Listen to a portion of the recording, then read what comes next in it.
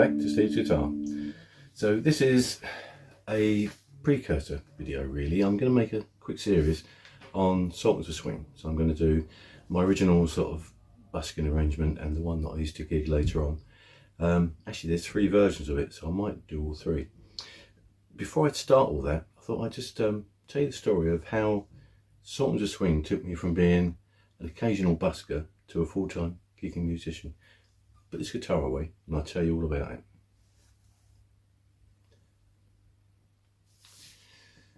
So I've been playing this particular song for decades now, longer than I care to remember. It all started around about the early to mid 1980s, and I used to busk occasionally, and this was one of the songs that I used to be asked for, so I thought, well, I better learn to play it. This is in the day, no internet, no mobile phones, no loops, no backing tracks, just a guitar, quite a rough homemade amp, and I used to listen to things on the radio, on my cassette player, and try and work them out. And I put together a pretty good Sultans of Swing busker version, and it went down really well. Where I used to busk was at the top of the high street, outside the freezer shop, which at the time was called B-Jams. Now they're called Iceland, but it's the same people. And I had a slight alcove there, and it allowed the pavement to be a bit wider, so I didn't cause an obstruction. So it was quite a good little spot. Also, there was another alcove within that, which I used to stand in if it was windy or rainy. It did smell a bit pissy, and to be honest, I think people probably thought it was me. So that might be why I picked up a few quid, sympathy. Anyway, I was doing that, and I had some friends who were in bands, and one of them said, look, we've lost someone. Do you want to come and try out? We need someone for a gig in a week or so's time. So I went along.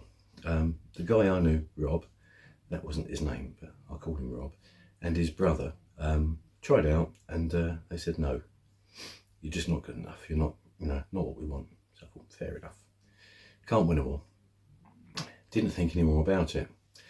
Another friend of mine, a guy that I'm going to call Tony, got that gig and went off and enjoyed himself for a little while with them.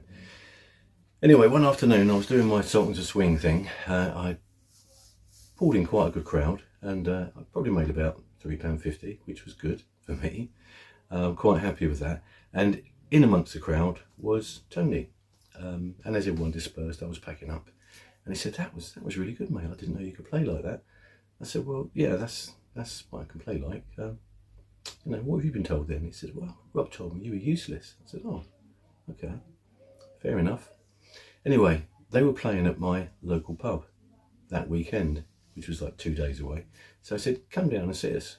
So I tried down there, walked into the bar, saw the guys, gave Tony a wave. As I approached the bar, Rob said over the microphone, everyone's been asking for Sultans of Swing. There's a bloke here who thinks he can play it. Come on, Steve, show us what you can do. And I just looked and I thought, there's about 30 people in the pub. It could either be the most embarrassing day of my life, or I could prove to them that I could play. So I sauntered over, he gave me his guitar, which was a really bashed up Strat copy, which was actually worse than mine, and mine was bad. So picked the guitar up, strummed it, and the bottom E was flat. So I tuned it, which I don't think he liked. I said, okay, well, I'll play, you sing. And he said, yeah, okay. His brother said, well, what key were you in? I said, well, it's Sultans of Swing, it's in D minor. I said, well, I'll tell you what, I'll stand at an angle where you can see what I'm playing. He took his guitar off, put it down, walked off, and went and sat down. So I picked up the guitar, played my intro, which was a bit improvised, but it was close enough. And Rob missed his cue, so I went round again, and he missed his cue again.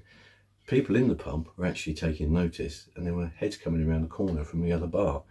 Now, what I didn't know was they'd been asking them for 2 weeks to play this particular song, and they were saying, well, you can't do it. There's only so much you can do with the equipment we've got. We haven't got a studio. We just can't do that. It's not possible.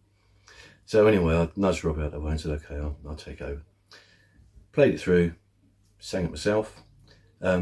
Tony, to his credit, stood his ground. He played the bass in that particular setup, and he picked out the bass notes. Did a sterling job. We got all the way through. By the end, we had everyone from the snug come out into the saloon bar. We had about probably about 50 people squeezed in there, and you know, there was people stomping and clapping along, really enjoying it. Got to the end, put the guitar down, said, you know, thanks very much, hope you've enjoyed that. Started to walk back to the bar. Got about halfway back and the landlord stopped me and said, you're not buying a drink, I'm going to buy you a drink. What are you doing next Friday? I said, well, I haven't really thought about it, I don't know. He said, well, this is their last night. He said, they're terrible. They can't play anything. Everyone's been asking them to play stuff and they don't know it. He said, if you're up for it, pop up next Friday and you've got yourself a gig and I'll pay you what I paid them. So I had a quick chat with Tony and said, look, he's offered me your gig. He said, oh, we've had enough of this anyway. I said, well, what are you doing next Friday? He said, why? I said, well, he's asked me to play. So me and Tony went along the following Friday. He'd given me a list of all the songs that had been asked for the past 2 weeks, put together a set, learnt all those songs, and we started with Sultans of Swing. We finished on Sultans of Swing and went down a bomb. People loved it. And the landlord actually said, well, I can give you another 3 or 4 gigs, he said, because, you know, you've actually brought people in rather than driven them away. So we played 3 or 4 gigs there. And then from that, another pub contacted us and said, we know you're finishing up at the whatever it was called, do you want to come and do a couple here? So we did. And for about 6 months, every weekend, we had a gig somewhere. The other 2 guys, I don't know what happened to them, never spoke to them again. But that's the power of one song. And I'm going to show you how I played that. I'm going to show you the original Busking version and then the slightly more polished version that I put together for later on. And as I say, I've been playing it for decades. It's probably 40 years now, which is shocking, isn't it? But I think everyone who plays the guitar should learn at least some version of Sultans of Swing, because it just opens up everything for you. Suddenly you start to understand things like the pentatonic scale, triads, and all those things that the old musos talk about that none of us really know. We all pretend we do. But it does make it all make sense. Anyway, that was the story in a nutshell. That's how the Sultans of Swing certainly changed my life back in the day. And maybe if you learn to play it, it might change yours. Anyway, thanks for watching. I hope you've enjoyed my little trip down memory lane, and I'll see you all again soon. Thanks for watching. Bye for now.